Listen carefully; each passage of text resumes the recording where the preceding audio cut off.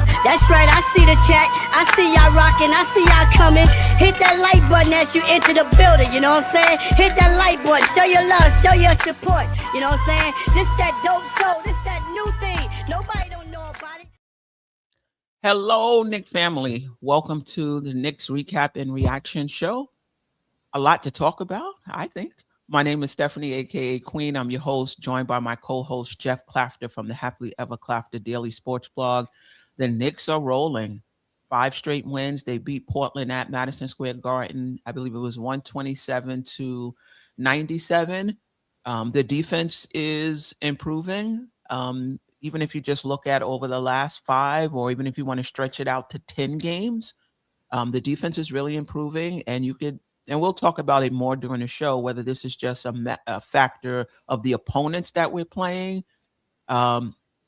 I don't think so. Do I need to see more? I do, but I do think it's trending in the right direction. Love the ball movement last night, the player movement.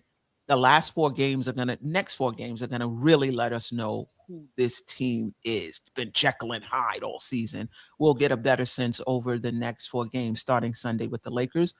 But Geoff, how are you? And what did you see last night overall? And then we'll get into the nitty gritty. The vibes are good. I mean, you had we got off to the hot start in the first quarter and set the tone, I thought, for the game pretty well. And then we kind of sleptwalked through the second quarter and let him creep back in. And then in the third quarter, it was just like, okay, we're going to put the pedal to the metal, and we're not going to, we're going to deny everything, and we're not going to let this team beat us. I love the fact that, during our 2-9 stretch, 30-point quarters were the regular. Last night we didn't give up a single 30-point quarter, so I think you're seeing a definite turnaround. And I think part of it with me is frustration, because it's like, okay, this team is obviously capable of defending. That means that they were choosing not to, right? It's one thing to say, oh, this team's weaknesses, they can't play defense. Those things are clearly false, right? Because now we've seen them play defense, and it is a 5-game stretch, but it's still a 5-game stretch of allowing teams under 100 points 4 of those times. And, and so the capability is there. That means that the want to and the follow through on the schemes is what hasn't been there. And so from that point, it was a frustration, but it looks like they're figuring it out. And so we're on a hot streak right now. I don't know that we're as good as we've played the last 5 games, and I don't think we're as bad as we were during the 2-9 stretch. But I mean, overall, I still kind of question, do championship level teams have a 7-9 month of January? I'm not sure the answer to that question is yes. So I'm not ready to jump back out the window. Let's just put it that way for a championship. I still need to see more. There's more for this team to do. We still have the trade deadline to see what happens.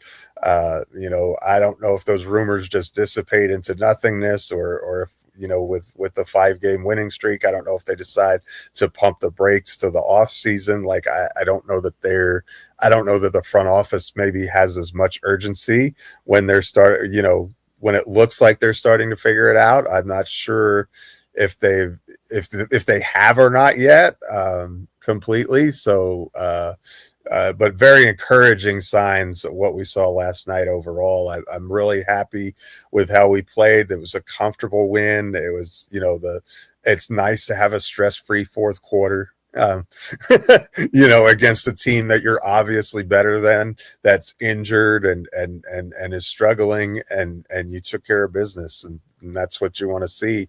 Kind of like you said, though, I'm really curious how, when LeBron and Austin Reeves and Luka come to town, if the defense is able to maintain the same level of intensity that it did, last night. Yeah, for sure. We're looking good. I'm with you in terms of, needing to see more over a longer stretch of time. I don't think the front office should make decisions based on this 5-game winning streak. And you can argue that they shouldn't make decisions based on the 2-9 stretch that the Knicks were on. I think they have to look at the season as a whole, what they've seen so far, talk to Mike Brown, um, maybe get into some lineup data, maybe get into how he likes to play and whether he feels he has the players to play the system that he wants, and also just take a look around in terms of the other teams in the Eastern Conference, the teams in the Western Conference. How does this team match up? So my point is that what they do at the trade deadline should not be a knee-jerk reaction based on a few stretches of the season. Like they really need to, as a front office, and I'm pretty sure they will, sit down and with everybody and just have a really good powwow, about whether or not this team can win a championship. And that's the question. And is there anything they can do this offseason that makes sense? Right? Whole lot of other factors in terms of the cap and maintaining flexibility, particularly for a team you don't know if you swing for the fences, right? So I'm pretty sure all of that will be taken into consideration. I think they're pretty smart. I view Dolan as a little impulsive. I can be off in that respect and attributing something to him that's not true. But I think if he's not in the meeting, I think the Knicks will be fine. To your point, the defense to the eye test has looked better. I haven't got a chance to like break down every single opponent. There are some teams in that 10-game stretch that just weren't good. The Nets, Portland, Sacramento. But remember, those were teams that we made look really good because our defense was so poor in the past, right? And now, we're not allowing their best player to come in and drop 40. JJ said it in the chat. Let me see if I can get to that comment, about OG shutting Denny down. It's what I've been asking from him and love seeing him. Love seeing it. Yeah, he was phenomenal in that respect. And I think, yeah, if you have a team coming in and you only have one great player, two great, like, come on, like you can't take him out the game and force somebody else to beat you.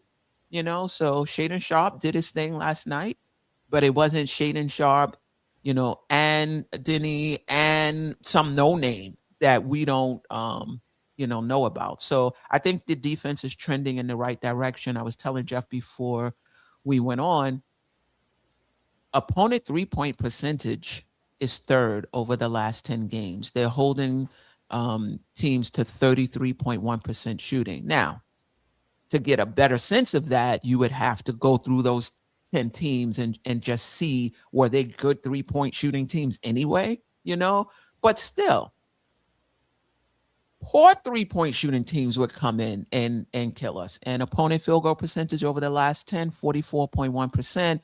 Number one in defensive rating over the last 10, 15 in offensive rating over the last 10. Something I'm a little concerned about, however, encouraged in terms of what I've seen offensively over the past few games, in terms of the ball movement, player movement, Brunson not dominating the ball, getting others involved. Mikal Bridges went to the line again, 3 free throws. Like, this is, if this is him being coachable, I'm all for it.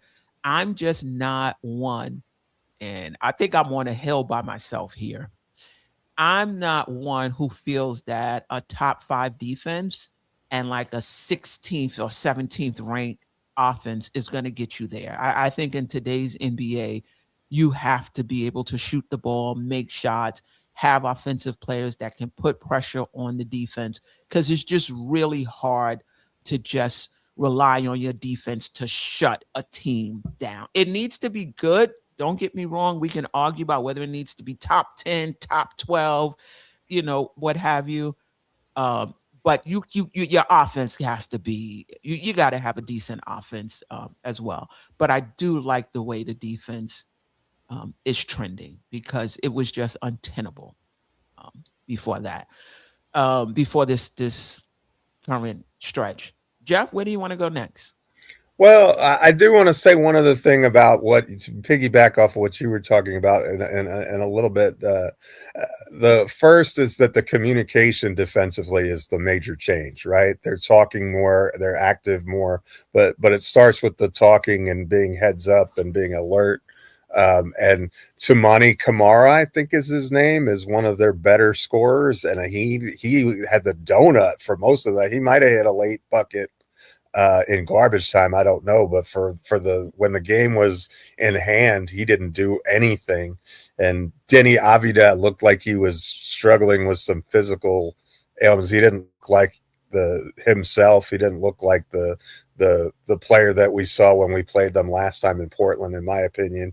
But hey, that's his problem, right? That's not a Knicks issue. So good job by us. I think the place I want to start though is with Josh Hart. Like, he loves to play against his former team. This is the second time he's really, in my opinion, had an outstanding showcase against his former team, and I thought he was a critical piece to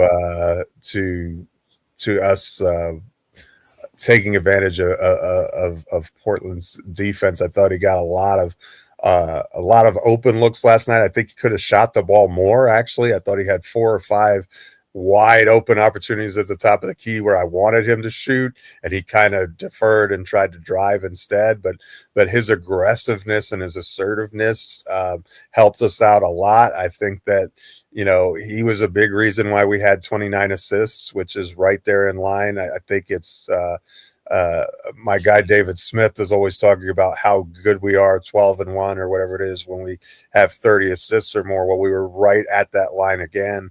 And you talking about the offense, as 2 games in a row, I think that the offense has started to round into shape. And so, you take it a little bit at a time. I think that I agree with you in the Philly and Sacramento games. The offense was a complete disaster, a horror show, whatever you want to call it. It was not good. We still have some things to figure out. I think the cat freezing out is still happening to a certain extent. I saw a couple of possessions last night where he was kind of calling for the ball, and even Diawara looked him off, and I was like, wait a minute, and Mo hit the 3, I think, on that possession, but at the same time, it's like, hey, Rook, get the get the big man the ball.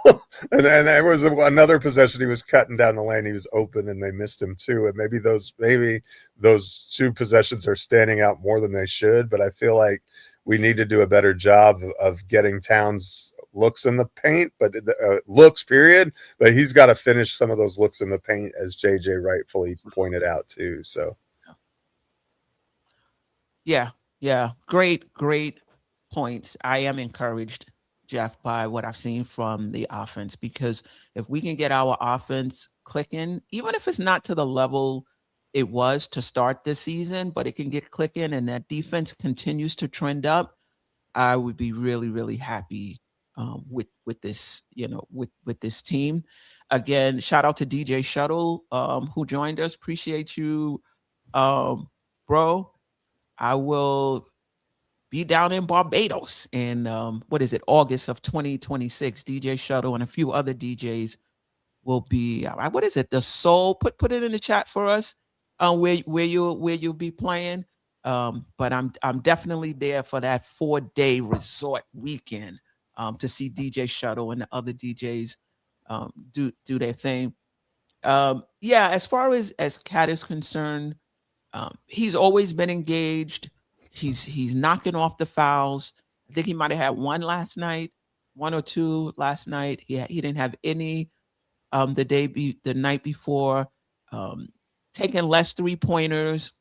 I don't know how I feel about that. Just moving a little closer, more so than decreasing your shots. But he's looking good. He's looking good, and defensively, he's looking better. I do think the Knicks still are making some defensive mistakes here and there. Like there was a time Josh Hart was on the other side of the court and he ran to double because Brunson was in the post.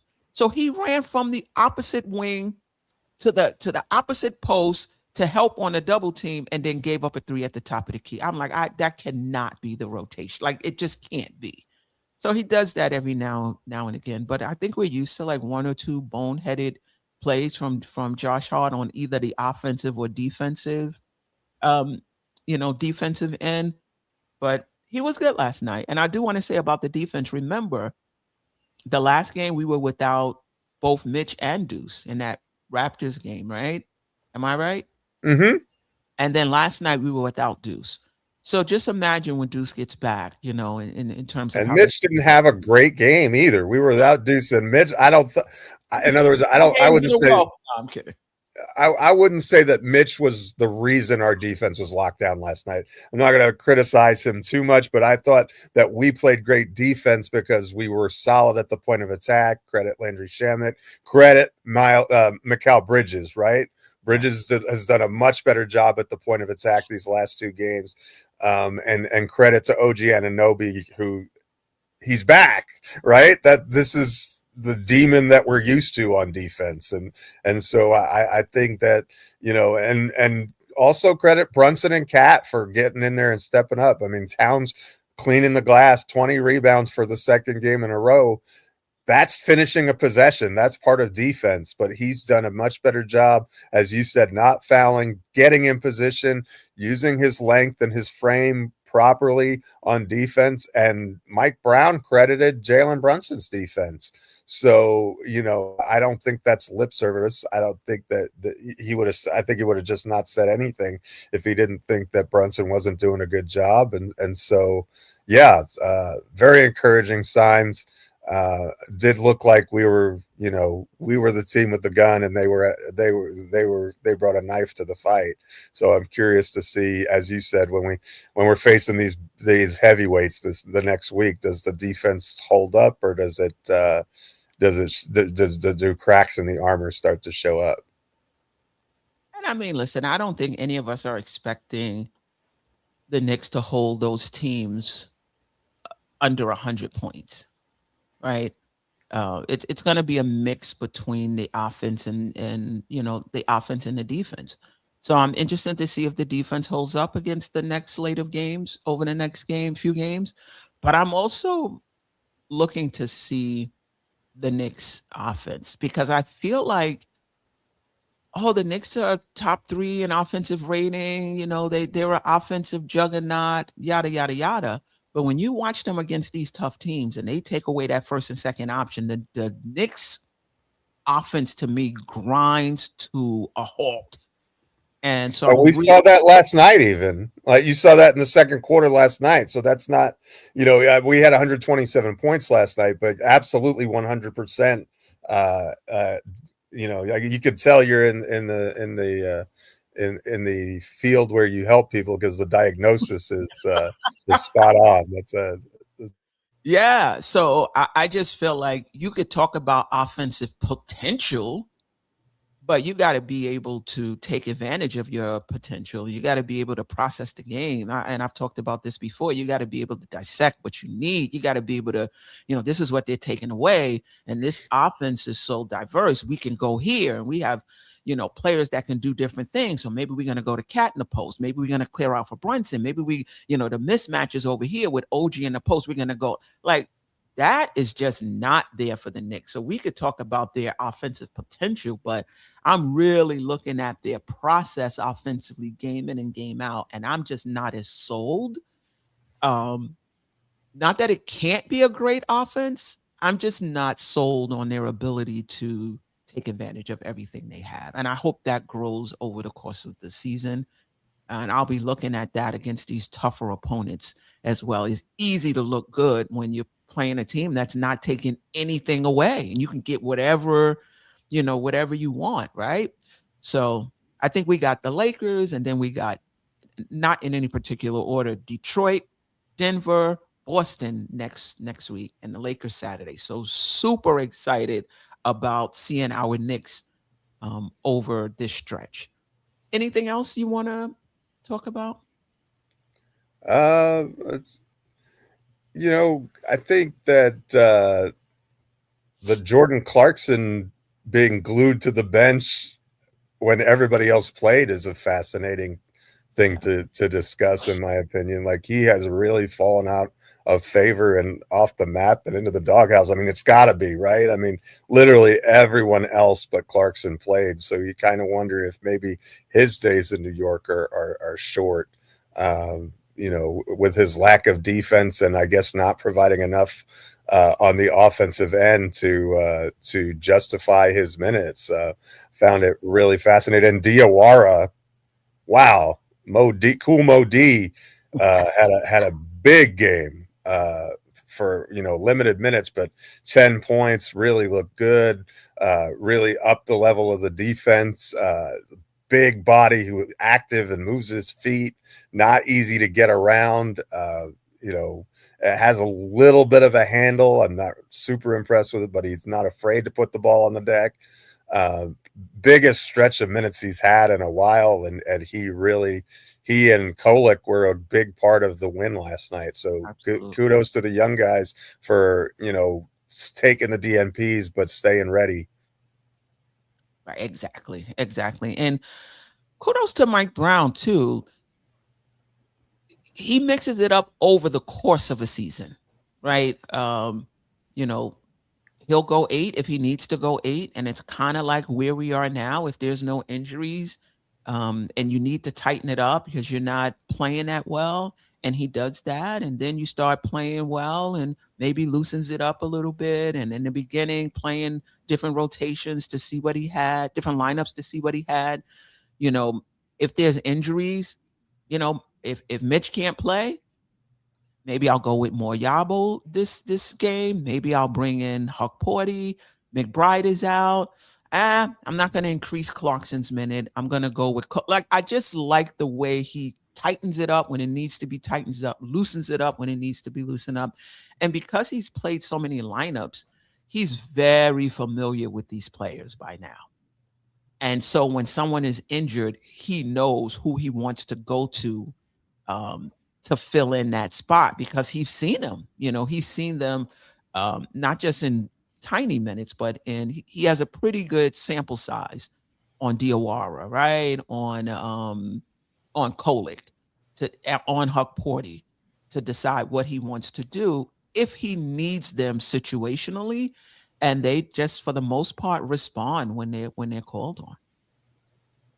Yeah, 2 good games in a row for Tyler Kolek, though. That's definitely an encouraging sign.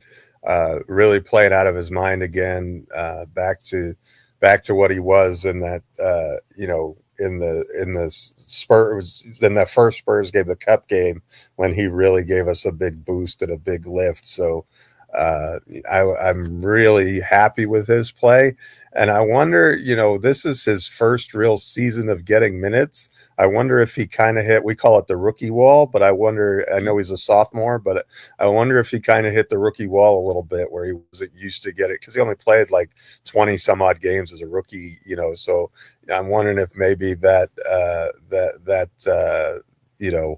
increased minutes load and playing that many games, kind of, wore him out for a minute, and then he had that little bit of a stretch where he didn't play, and now he's back to rested and playing it to his peak capability again. Yeah, for sure. I between Kolek and Diawara, I would be okay with any one of them. I don't know if we have room for both without. I would be okay with any one of them getting, I don't know, 8, 10, 12 minutes a game. I do like what Diawara can bring, like you said, in terms of his length and his athleticism. I just think that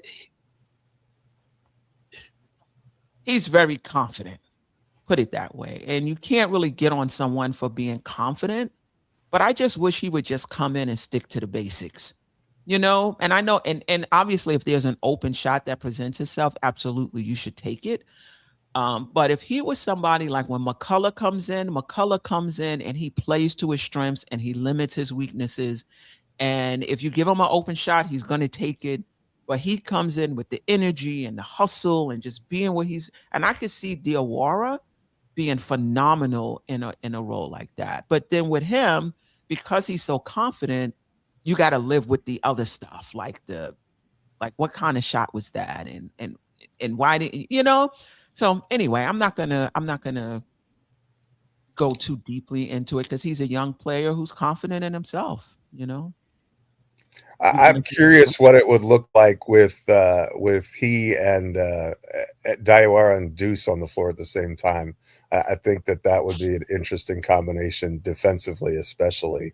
It's something that you have in your bag if you need it. That's not something I want to see like 20 minutes a game by any stretch of the imagination. But I do think it'd be fun to kind of see that versatility maybe with Mitch in there too, where you just go like with a long, strong defensive lineup with maybe one or two, uh, you know, you know, facilitators on the floor, kind of to if you need to shut a team down for a stretch like they're really hot. I think that would be interesting. Of course, I don't know how you would get a bucket on the other end with those three guys in the lineup. I don't know. It's the same problem the Knicks always have, right? They don't have two things that match. They have their defensive lineups and their offensive lineups rarely are it's like a Venn diagram that doesn't have much of an intersection. So, but last night was better. The competition wasn't great, um, but again, trending upwards. So that's a positive. Oh, sorry, Jeff. It's okay. Yeah, yeah. I mean, you can only beat who's on your schedule. Portland came in. I think they had lost three straight coming into the game, if I'm not mistaken. But remember, those teams would still give the Knicks issues. We would lose to some of those teams. So a good sign, a sign of a good team is taking care of your business, not playing with your food, and really getting on and having, like Jeff said, a comfortable win against a team that's not good. And that's what the Knicks did last night. Bridges didn't shoot well. I think he was 3 for 10 overall, but he went to the line 3 times. And I think that's just telling you something about, where his mindset is right now. And you don't have to shoot well to play well. So I liked what I saw from Bridges last night. Any thoughts on him? Yeah, I thought he was good. I mean, he wasn't going to shoot like I think it was 12 of 15 the game before that, and like 9 of 12 the game before that, or something crazy like that. So he wasn't going to shoot 75% the rest of the season. So, I think some of that is just, returning to earth, so to speak. But yeah, I was actually, I didn't really care about his lack of efficiency last night because I thought he was really on point on the defensive end. Thought he played a really good game. He had point of attack defense. Now they don't really have a guard who can get by you.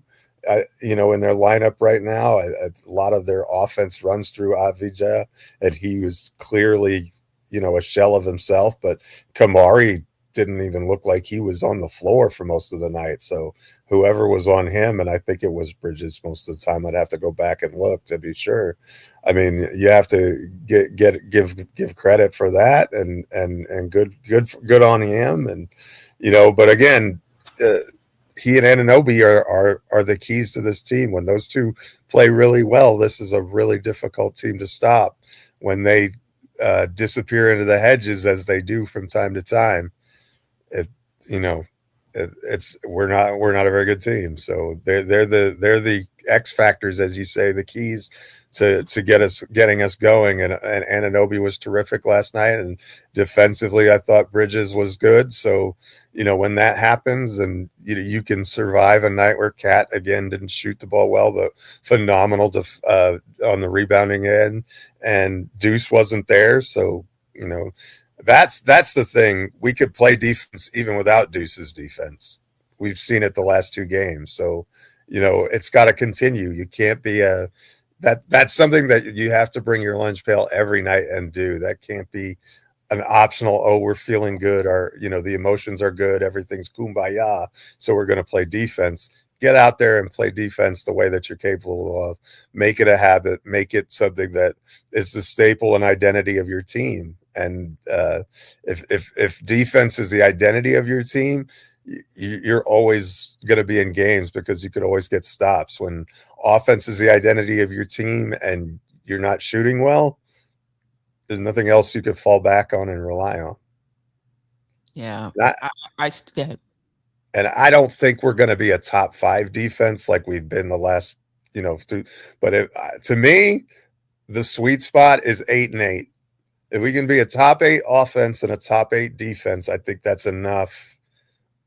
Both ways, that's enough to really be an elite team. I don't know that we're there or even that we'll get there, but I think that if it was me, that would be the goal, is 8-8, and I think that's going to have your net rating where it needs to be. That's going to put the pressure on teams to on both ends of the floor, and so that's what I'm looking for as we move in to the All-Star break here, this next stretch, which is going to be really tough. We play 7 games in 11 days, and a lot of them against good teams, so it's going to be a grind. Well, from your lips to God's ears, if the Knicks are able to pull that off, I will say though, your defense is going to look different against different teams, right? I mean, if you're playing a really, really good team, you could be doing the same things and just not getting the same results. So it's going to be interesting to see what the Knicks team defense is, because when you're talking about Brunson and Cat, it's really about team defense. Like, you just really want them to be where they're supposed to be. You want Brunson to fight over the screens instead of die on the screens. Things that just do what you can to help the team, and then you hope those other guys who are defensive players really show up on the defensive end. But if they show up and Cat and Brunson are not even playing team defense, like, it makes those guys look bad.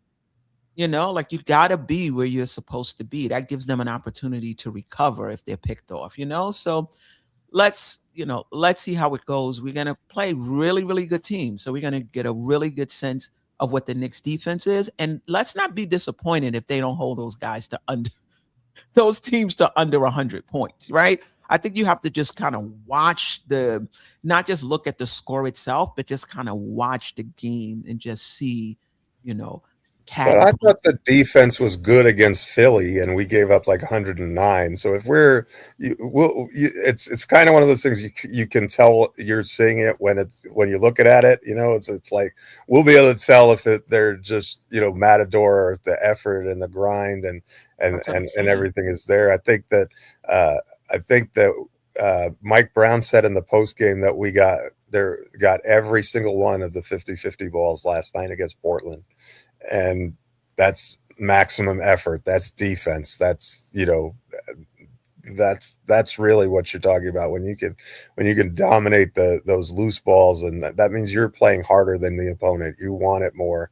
You're making the extra effort and playing on a string, and that's what they've done the last 10 games, in my opinion, on the defensive end. They have, Jeff. They have. But what I'm saying is, certain teams make it easier than others to do that. So let's just see. I think the Philly game was good. I'm not taking anything away from the Knicks. I feel like the defense is trending in the right direction. I think Philly was a good win, but I think these other teams, the more good teams that you have, the larger the sample size against good teams, that's going to tell you really where this team is defensively.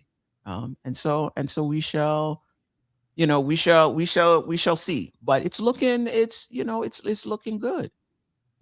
I'm just making the point that the opponent and a valid one at that. I think that's absolutely 100% true. And it looks like Reeves might be back for the Lakers, and it looks like and we know that the Joker is back for Denver. So the Madison Square Garden doesn't even have to work its magic for Jokic, but it's gonna. And I think that Denver game is the second game of a back-to-back, and then we have one day between. Then we have a day off Detroit, a day off Boston, if I'm not mistaken. But I'm not certain about the second and Sunday, Monday, but I think it's Sunday, Monday, Wednesday, Friday though on the schedule, which is it's a gauntlet. Not a lot of travel, but a lot of good teams. Yeah, for sure.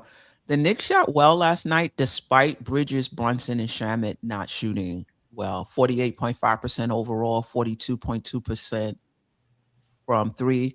7 players were in double figures last night, and as we talked about, great ball and player movement last night, and obviously 29 assists, and that's part of ball movement. But that's also part shot making, as well. Anything else? The bench 33 to 48 last night without Deuce getting the contributions from Diawara. I think had 10. Kolek had 13. I think that was good. And the Knicks took 18 more shots. 18 more shots than Portland, and was more efficient than they were. And there you go with 127. Portland's really loose with the ball, very sloppy. They desperately need a point guard on that team.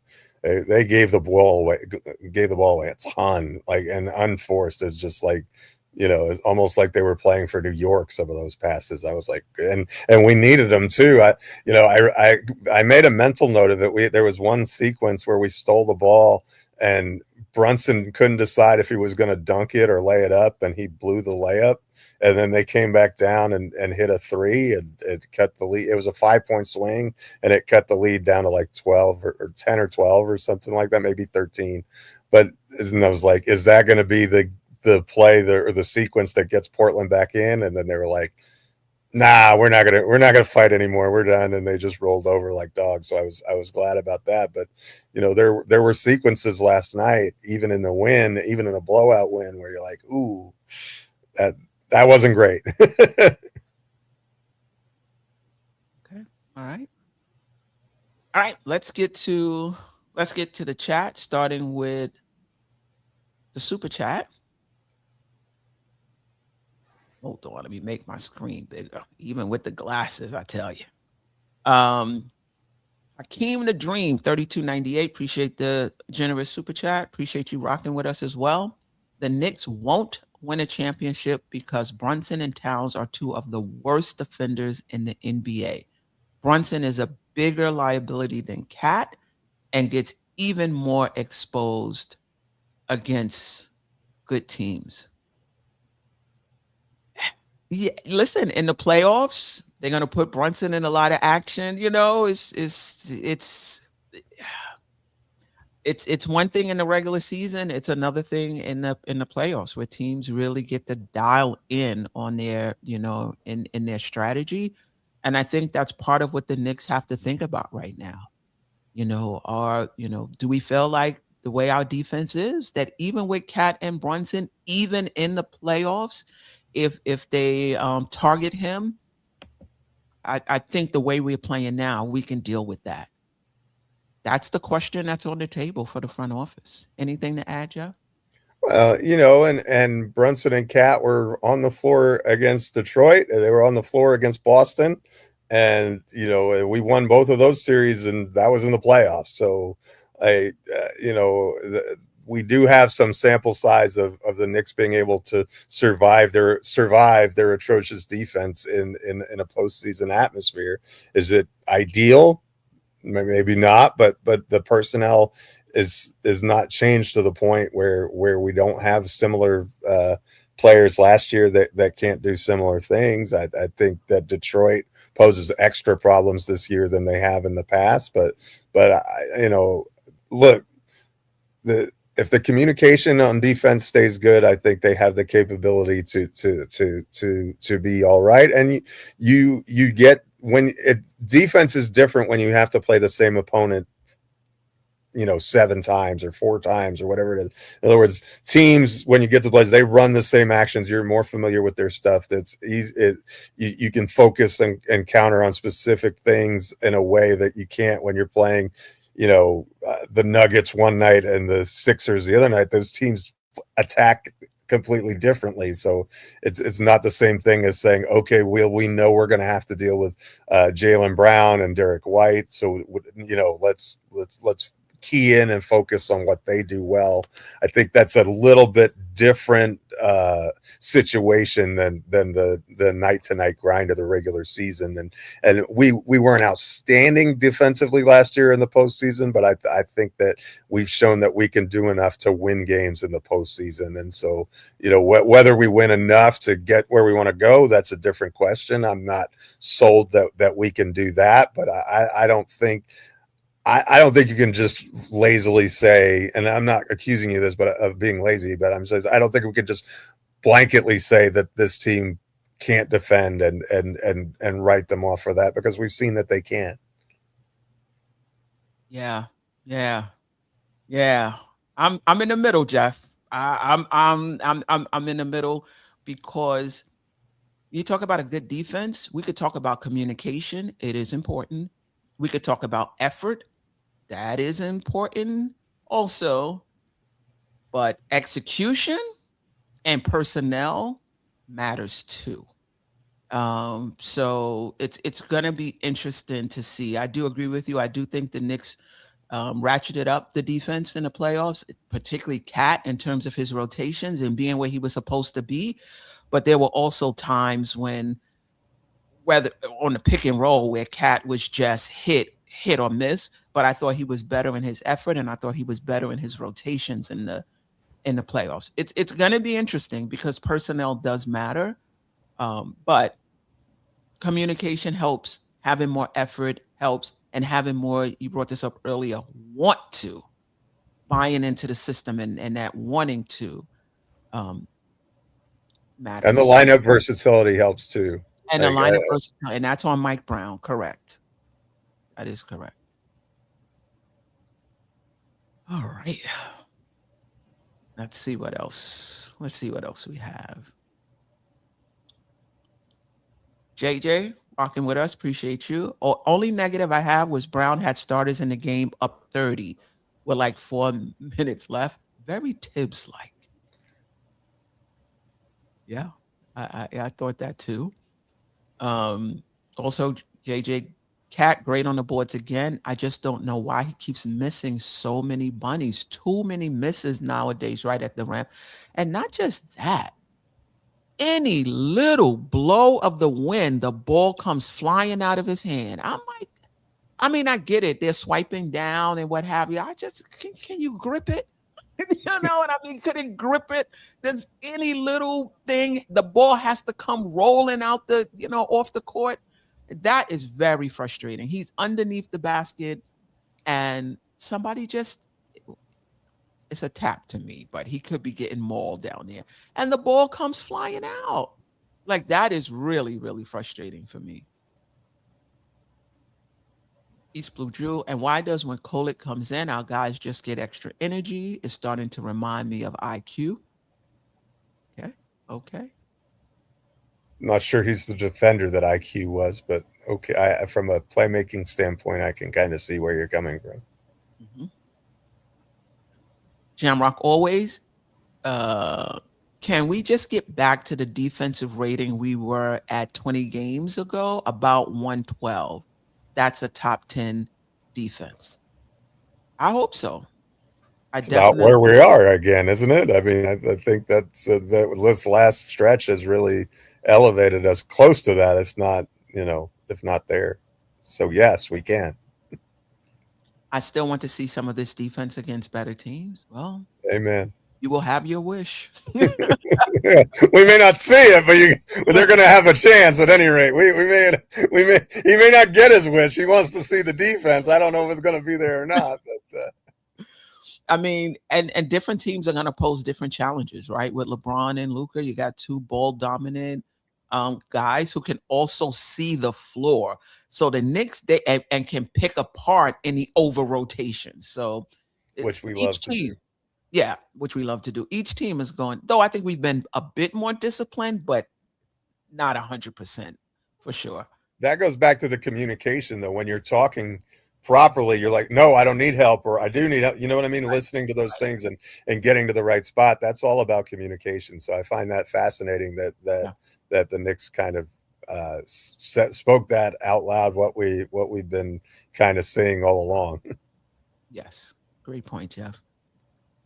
Kerry Cox, Cat is more aggressive. Bridges been getting on him for months now. Yeah. Yeah. Holiday is done. He is a coach in waiting. Listen, be wary of veteran guys on bad teams. It's possible that a player can look better on a good team in a reduced role. Again, if he was even this age and not making the money he was, and we can get him to play 14 to 18 minutes on this team, I would do it. I think the only thing for me is the 34 million. Yeah. Do you want to pay 34 million for a guy who you don't not playing half the game? That you know what I mean? You just kind of have to give him a bigger role if you're going to be paying him that kind of dough, I would think. But I mean, I guess you don't have to, but I would think that you would. Yeah. But I guess one other thing that I forgot to mention is congratulations to Jalen Brunson on 10,000 point club. Yes. He breached that milestone. I forgot to mention that, so bad job by me. But I think that's a pretty awesome club to be in for him, and what a nice achievement, and kudos to him. And I thought it was really an interesting dynamic after the game. Cat's comments where he's like, I don't want to talk about my rebounds. Nobody cares about that. I want to talk about 10,000 points, and being really deferential to the captain and what he did. And really, I don't know that, or, you know, it's words, and words are just that, but that kind of sacrifice and attitude, I think is helpful to the team as a whole. And I thought Brunson's response, that where he was very complimentary of Cat, was also an important dynamic moving forward. Yes. Now, if he could just hit him with a few more passes off the Notice that he can score too. Right. A-Train, great basketball mind, big part of our community, resident comedian as well. Shout out to you. I'm not a fan of players who up their game when their names are in trade talks. Makes me question their competitive integrity. I agree with that. And I would also add players who up their game when they're playing against their old team. Like, okay, I mean, I'll take it. But I want to see that focus, or whatever it is that's getting you up for that game. Can we see more of it on an every game basis? So yeah, I'm with you. Especially since once the trade deadline passes, does that mean you just go back into hibernation, right? Like, oh, okay, I'm good. I can just go back to, you know, playing out the string and not doing what I'm supposed to, as opposed to, you know, being a real contributor. So yeah, A-Train, that's a great point. And you know, I think that's something that we're going to have to watch from Mikal Bridges if he's still on this team for the rest of the season. Yeah. And then the flip side is they could also be up in their trade value. Even though these players are known. I think if you're trading for anybody on the Knicks, you know who they are. Rodney, if Cat has some physical limitations because of his injuries, he should let it be known. I hear you. I hear you. But if he's playing hurt, credit to him, right? To me, that's more admirable, to play hurt and not let anybody know. Is you know what I mean? Because that means you're not using it as a crutch or an excuse. You're just going out there and playing through it, and just be like, you know, I'm going to do the best I can for my team.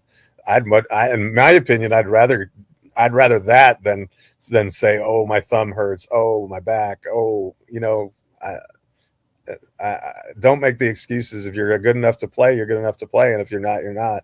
And clearly he is, and he's contributing. You don't have to score You don't have to score a bunch to be a massive contributor, and he's been a vital part of the last 2 wins, and not just those, more than that, but specifically the rebounding in the last 2 games has been at a more than an elite level.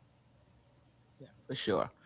DJ Shuttle, shout out to you again. Diawara was seemingly benched for a while. Not sure what that was. His defense and hustle is valuable. It is, and we talked about it earlier. It definitely is. Just comes with some other stuff that if you're gonna play young players, you gotta eat it. Um, Shout out to Shot Powers. Let's get it. If you haven't already, definitely check out Knicks Real Talk with Shot Powers and Divine. That's my go-to for the Knicks pregame show. I love the analysis and how balanced it is, and it just gives me pumped up, pumped up for the Knicks. So shout Amen out to that. Those 2 very talented basketball minds. Good stuff always comes from that show. for sure. East Blue Drew playing the kids is going to be situational with Mike. True. I'm okay with that. Let me know in the chat if you're okay with them being situational, or if you feel like for at least one of them, if not 2, but for at least one, you would like to see them consistently in the rotation. And somebody was Keep in asking, mind too, their minutes were available because Deuce was not. right? Right? It wasn't like all hands were on deck and the kids got minutes. The kids are getting minutes because of the situation, and the situation is that McBride is unavailable. So just keep that in mind. I think they played great, but keep in mind why they were in the lineup. Right, but even when Deuce is healthy, it's still 8. Yeah. Like, you can argue that it can be, stretched a little bit for, for one of them. Fair. But Brown, listen, when you lose like the Knicks was losing, sometimes you got to go 7. Tighten it When up. you're losing, you got to tighten it up for a little bit. All right. Somebody asked about Kevin McCullough. I can't find the chat. I mean, the comment. I'm not sure what's going on with him. I think he was on the injury report, though. He might be injured. I'm not sure. I don't pay it that close attention. Yeah. Stop giving Cat the ball at the top of the key when he has a guard guarding him. Run a back screen with one of the guards and plant himself in the low post play. And this is not, now, I don't know if this is just scheme. We need that space, keep him at the top, or if this is just the Knicks' lack of process and recognizing that he has the advantage. I'm not sure. Well, but if you have a guard on you at the top of the key, just rise up and shoot. Like, he can't stop you, right? Like you're like, recognize the mismatch and what's going on. That's not the player you want to bully and back down. Just rise up and shoot. You got a clear look at the goal. What are they going to do if you've got someone who's a Mighty Mouse on you? Like, punish the defense. Him at the top of the key, like say that player is squared up, you want him to just pull up for a 3? Towns, yeah. Okay. Yeah, he's good at above the break 3s. I got no problem with that. I'd rather him do that than try and dribble around him and turn the ball over, or have one of his layups that end up with him sitting on the cameraman. Okay. I'm not sure if this is if Rodney Poole is trolling us or if he's serious. Sign Alfred Payton, man, he will lead us to the promised land. I don't know if that's about Payton himself, or is that about just having a Payton-like guard where Brunson can play off ball and could play defense. I'm hoping that's what he's talking about. But yeah, I've had my fill of watching Alfred Payton in a Knick uniform. I don't need to see that again. If you want to say that there's someone of a similar archetype that we can bring in, okay, I'm willing to listen, but I don't. Let's not bring back Alfred. And I think he's serious. Jalen Brunson can play behind Alfred Payton, and Alfred Payton as our first option behind Jalen Brunson is an instant dime. So 2 different. Jalen Brunson, well, one was Jalen. Okay, so maybe he was just clarifying.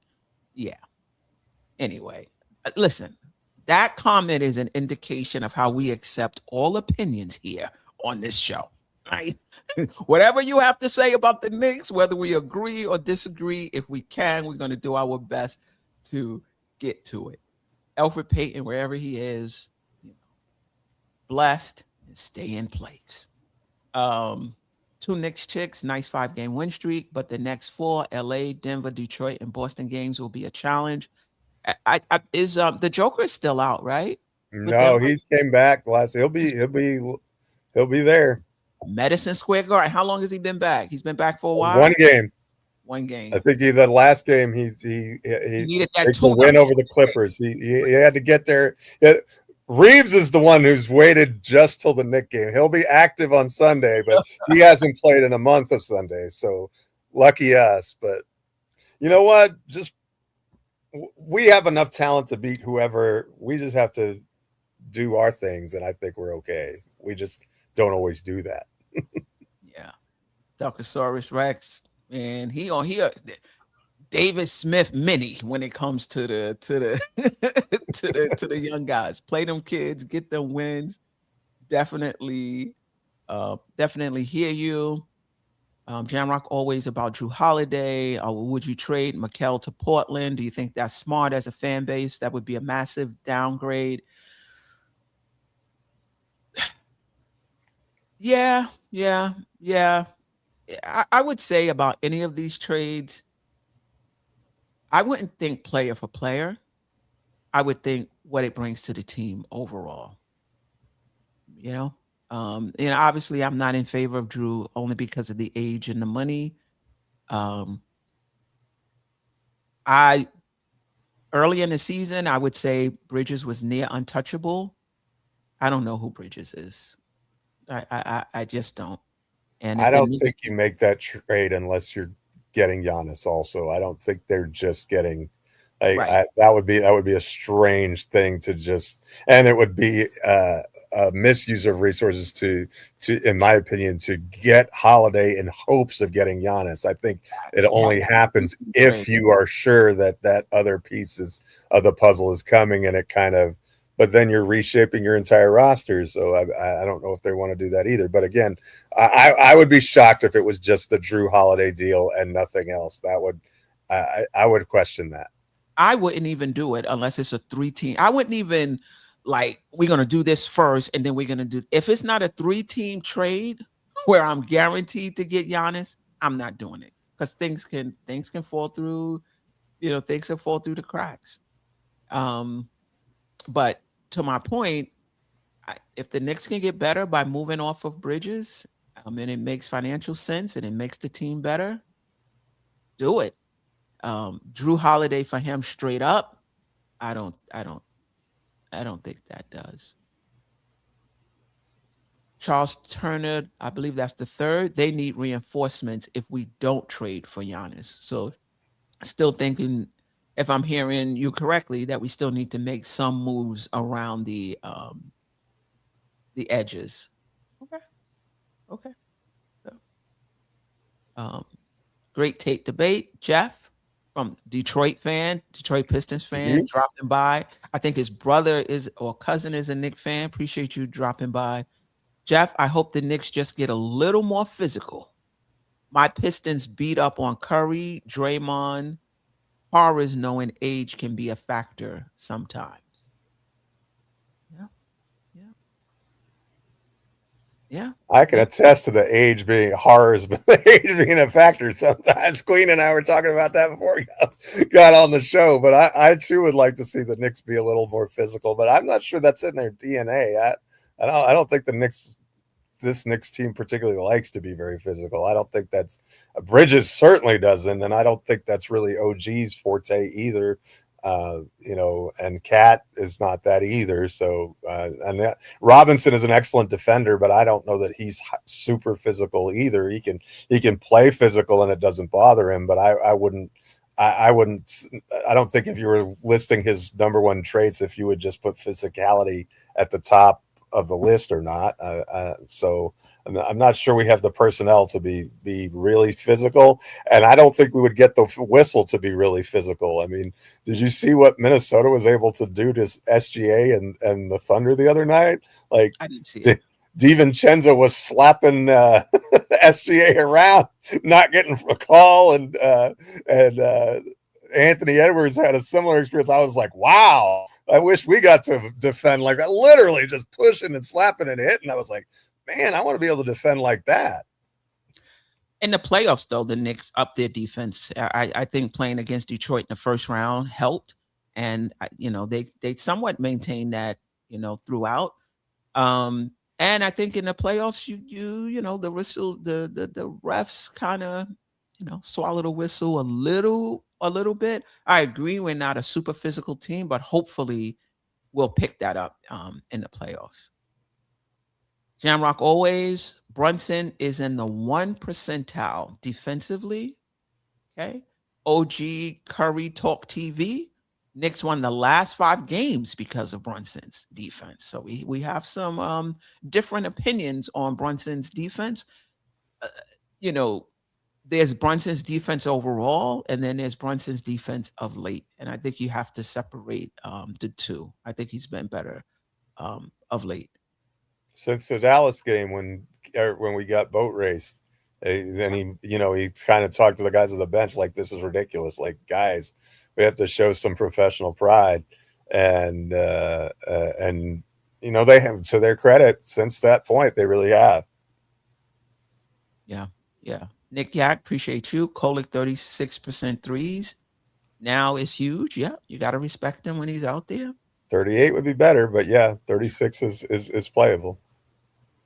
A-Train, they don't have to be great defensively, but consistently good. Yeah, you know what, sis? I'm with you on that.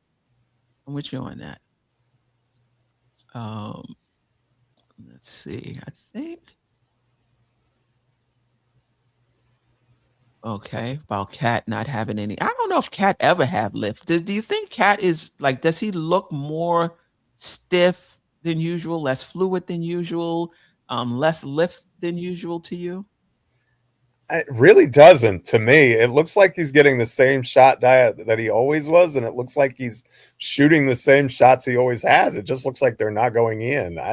It's not noticeable athletic difference to me. I mean, he's getting the shots he wants, and as far as the above the break threes that he's he was fantastic at those last year, and it has not been a part of his arsenal this year. So I haven't seen that, but I'm probably not the best one to diagnose that. Like, that's not something that I typically can decipher just from watching the game, unless it's like dog track time, they've fallen off the cliff, and it's time to pack them up and get them out of here. And it's certainly nothing like that with Towns. Yeah. Wiz, appreciate you. Tibbs would have had the starters in with 1 minute left. 4 minutes is showing respect and caution, since we once almost blew a 20-plus lead with 3 minutes left. Josh had to give his child to Mitch and play. It's overkill, Wiz, for both Tibbs and Brown, because we've lost leads under Thibodeau as well. That could justify him, that you could say justifies him leaving them in. I just think it's overkill on both parties. Nick Yak, defense minutes, Shamit is a big improvement over Clarkson defense for sure. Not sure I remember what Clarkson minutes are like. It's been a while. Yeah. Ajay says, I'm on the turnpike, had to pull over just to salute my Dope Soul fam and let y'all know that the Knicks watch our shows. Yeah.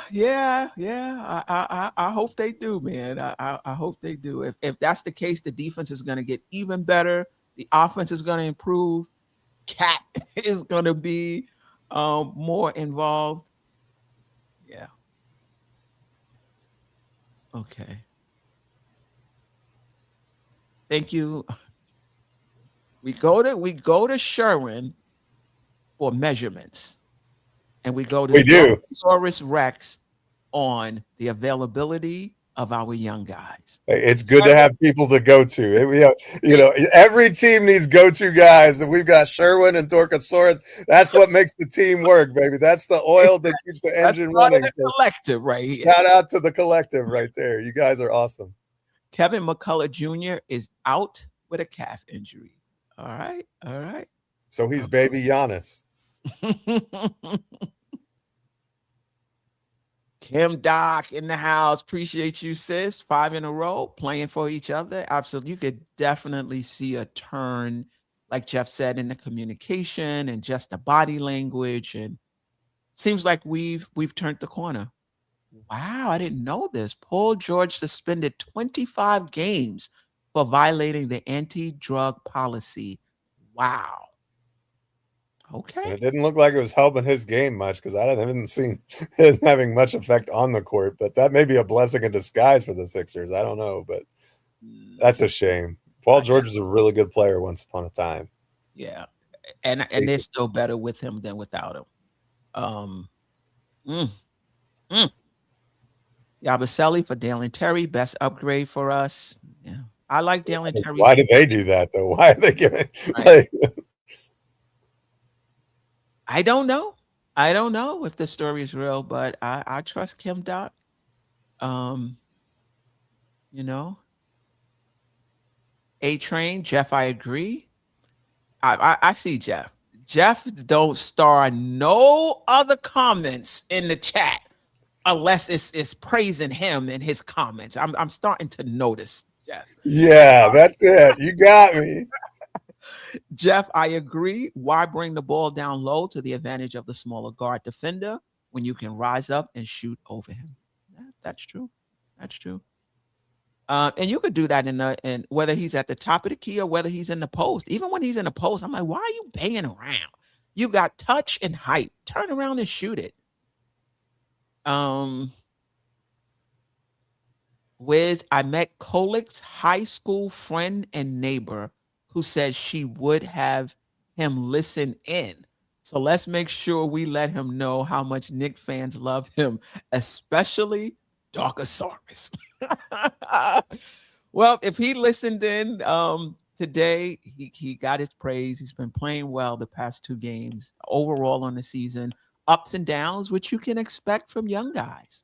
That's just what it is. But I think for Kolik, it's been more positive minutes than not over the course of the season. And that shooting is coming around.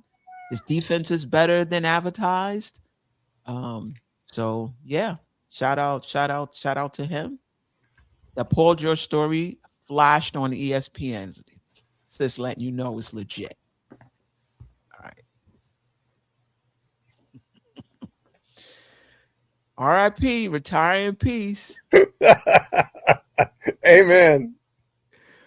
Drew Holiday looked great, still coming off that injury. Okay. All right. All right. Anything else you see, Geoff, other than those, praising you in your comments? Being falsely accused here. I can't believe this. I can't beat the allegations. What's going on here?